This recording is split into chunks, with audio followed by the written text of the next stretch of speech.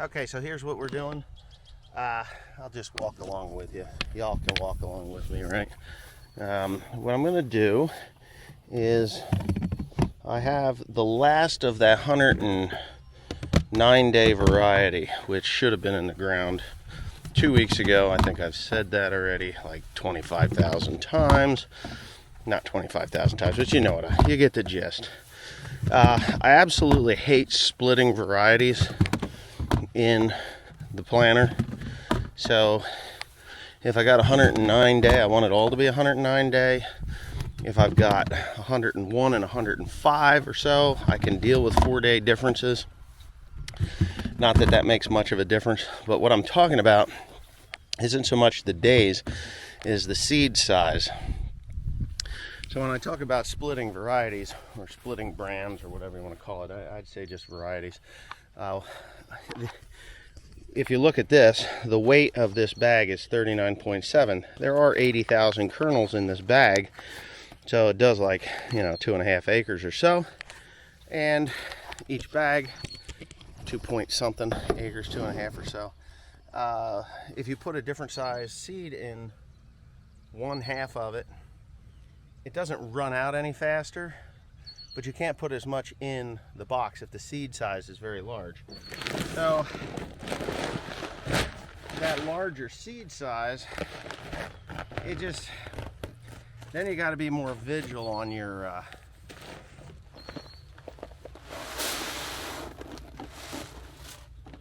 on your seed boxes, okay?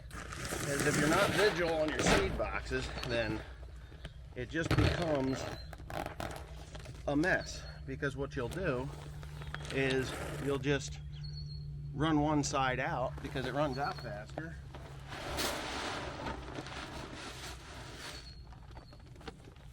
Not run out faster, but there's a larger seed size there, and you can't put as much in the box. And I think that's why a lot of guys just absolutely love those center fill drills.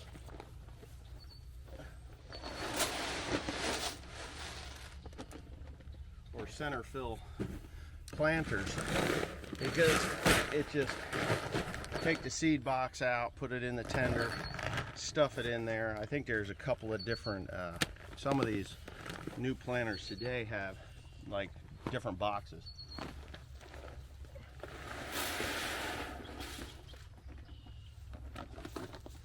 So they can switch, from one bin to the other.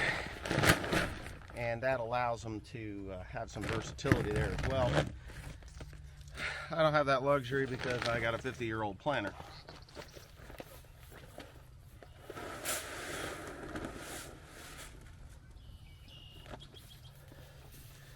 And right now, at this point in my career, I'm not planning on updating anytime soon.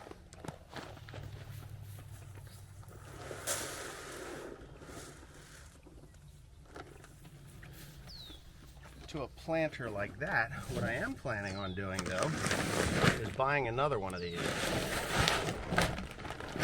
Another 12 row. 12 row rigid, just like this one. If I could get a John Deere 7000 30 inch, just like this one,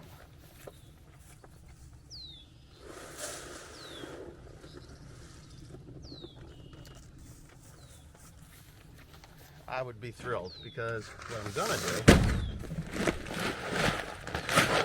is I'm not going to say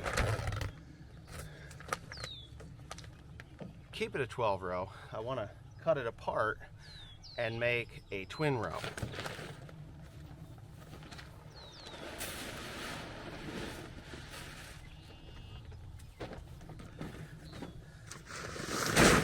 And that's it. I just want to make a twin row planter. I think twin rows will work very well here in New Jersey.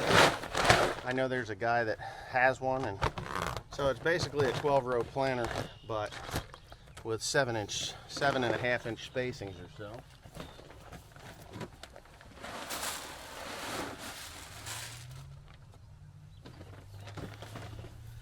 So what that does, the 7-inch spacing,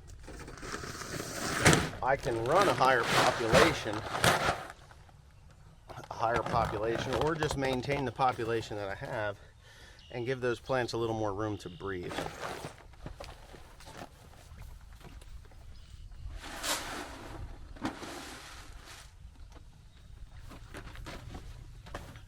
And breathing room for corn is actually quite important, in my opinion. You know, maybe I'm just a...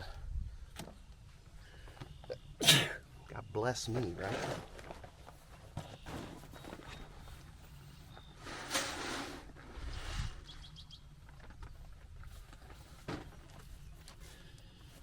So I just want them to have a little more breathing room. So you do 7 inches this way, and in between the rows, you can go like 10 inches, and you stagger them as best you can.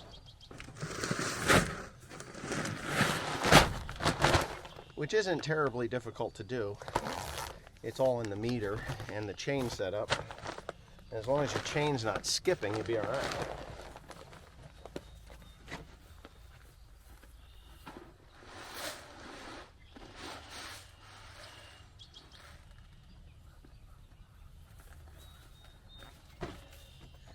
So on a 30-inch row,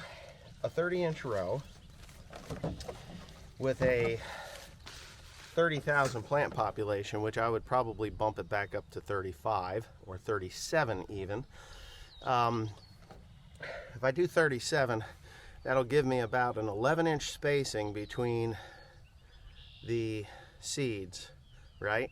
And then I have 7 inches this way. So 11, 7 across, 11, 7 across, 11. So you do it that way, and even if they're parallel to one another, you're still at that 7-inch spacing, right? And it reduces the crowding. So right now I'm at 7-inch spaces on 30,000, right? 7-inch spaces on 30,000. So if I doubled that, it would be 14 and 7. And I don't think that would, it may benefit me. I don't know. I'd have to experiment with it, but that's what I plan on doing instead of buying a great big planter. Now, I need to shut my mouth and get going here because this sky here is not good. It is, last night it started to actually have a really heavy dew happening there, which is good because the fertilizer that I put on there is making it to the ground. Obviously, I use stream bars. But this corn being planted now, I've got about 4 days before it's up through the ground. And I need to have my residual on pretty quickly.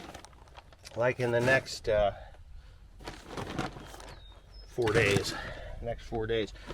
We are going back into cool nights again, which cool night to me is anything under 60 degrees. So we're going back into the 50, 55 degree nights here. So much for global warming. 55 degree nights. That even stops Roundup from working, right? So, let me get up here and get my fat ass up here. Oh, my ass ain't fat, but it's just a figure of speech. And if you are fat, I hope I didn't offend you. But if you are fat and I did offend you, lose weight. It's better for your health. God, that pollen is really rocking me. And no, it's not the chemicals that I'm using here, because yeah, I've had this cough for weeks before I even started the planting. So anyway, that's my plan on expanding corn acres quicker. 2 planters in the field. 2 planters in the field, 2 sets of auto steer units on tractors. Timothy could run one, I could run the other, or Teresa could run one and I could run the other, and we could knock out probably 200 acres a day. We could speed up the planting speed from 5 to 10 mile an hour at that point, but I would only use that 10 mile an hour on a farm that I knew there was no rocks. Like this one, there's no rocks here. So on this farm, but if you go across the fence row there's rocks over there. You go that across the ditch on the other side, you wouldn't find a rock for about a mile. and then after, well, 3/4 of a mile, and then there's rocks again. It's weird. So, but every farm is different, and you just got to be vigilant. What I am putting on here is Flotegic. It is not a neonicotinoid. It is basically, this one's talc, and this one is graphite. So it's 2,12-0. I think that's pretty much what this is. Now this one is a little bit different. That's 1% nitrogen, ammoniacal nitrogen, 10% phosphate, manganese 2%, and zinc is 8%. Whereas this is 2% nitrogen, 12% phosphate, 2% manganese, and 9% zinc. So it's a little bit different. I prefer this one personally because it's talc over graphite. Graphite's like a heavy metal, I believe. I'm not even sure. But anyway, let me shut up and get on to the plant. Okay, so I got all the lids closed up. I've checked my chains. Obviously, there's no electronics on there. I thought it was funny. Somebody made a comment and like, oh yeah, look at that. Look at that farmer in parentheses or in asterisk, you know,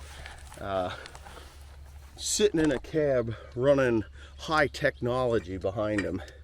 And I actually commented that, oh yeah, and ladies and gentlemen, that's a good habit to have, is to actually check your oil before you start your tractor. But anyway, I had to comment back to him because it's like, oh, dude, this is a 50-year-old corn planter. 50-year-old corn planter.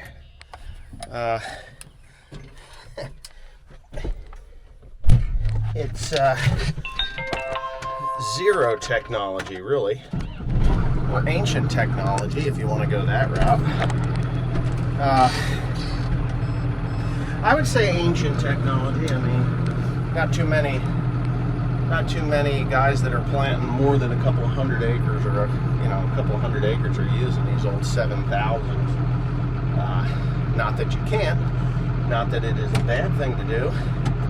It's just that, you know, you do 1,000 acres of corn, which I'm not doing 1,000 acres. I'm only going to do I think I'm going to be at 700. I've actually bumped up those acres a little bit.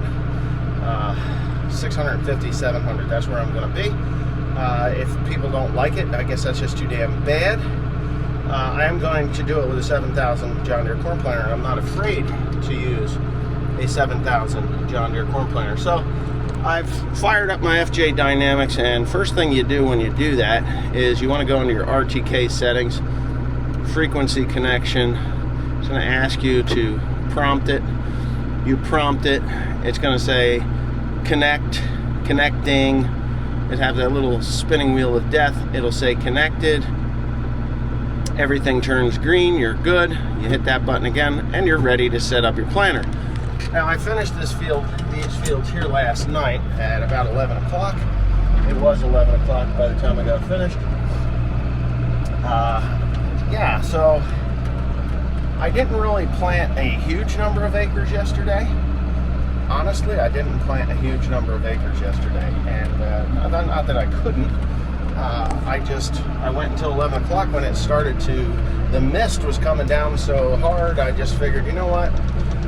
I don't know how much power I've got in my RTK dome because it had been running for 12 hours on the battery. So 12 hours of planting on battery backup, or on battery power, that's really pretty well the maximum. And I had a blip in it, and I didn't want to get started on a new field and have it just kick out and then I have to start all over again. So yeah, so I decided that this morning I would plug it in, and I did, plugged it in, fired it up, and sure enough I have 25 satellites and a full RTK signal.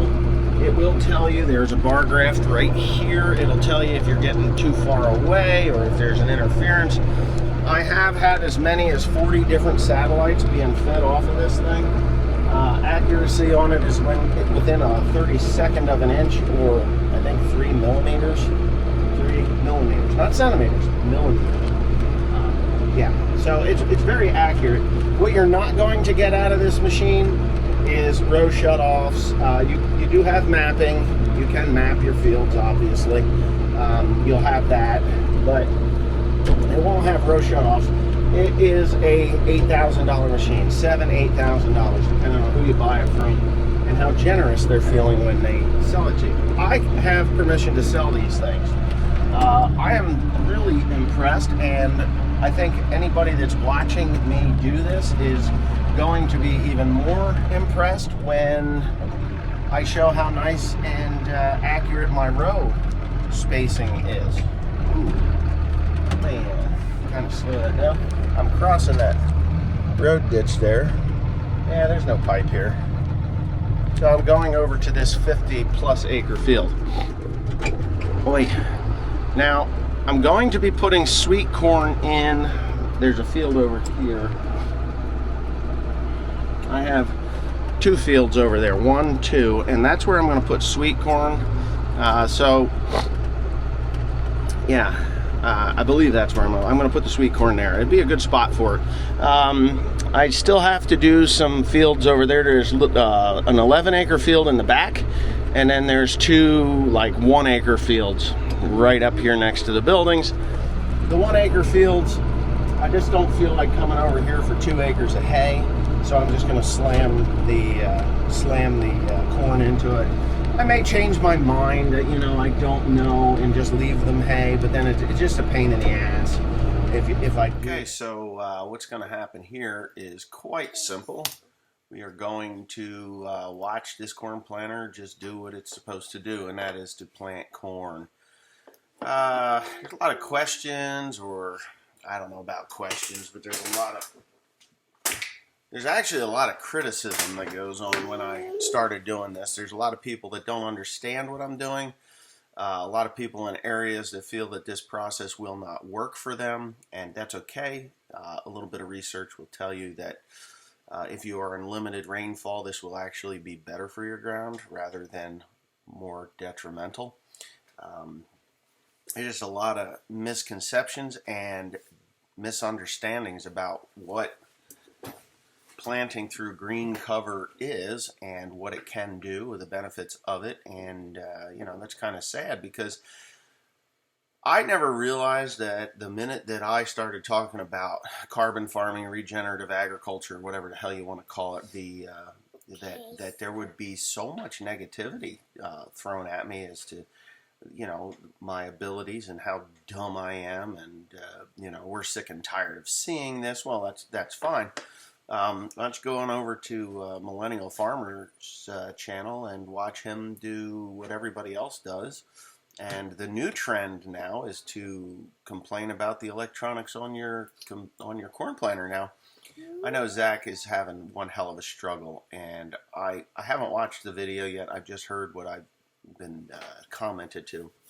Now, look, this planter, it is somewhere around 50 years old. It is the oldest model transmission that was available. As a matter of fact, finding the seed chart for this thing was quite difficult. You have to split the teeth in half. So if it says 36, it's an 18 tooth. On this one, or a 30, it's a 15 tooth, just in order to get your seeding rate in correctly. You have to cut them in half, and that was only offered on these John Deere 7000s for the first year or 2 that they were in production, and then they went to the regular. Instead of a 2050 link, it's a 50 link, but they use 2050 chain on it anyway. So, and I don't, I have no, I don't know, I don't have any qualms about that. The damn thing went to the field. I haven't had so much as a hiccup. Let me knock on some wood here. Not so much as a hiccup on this thing.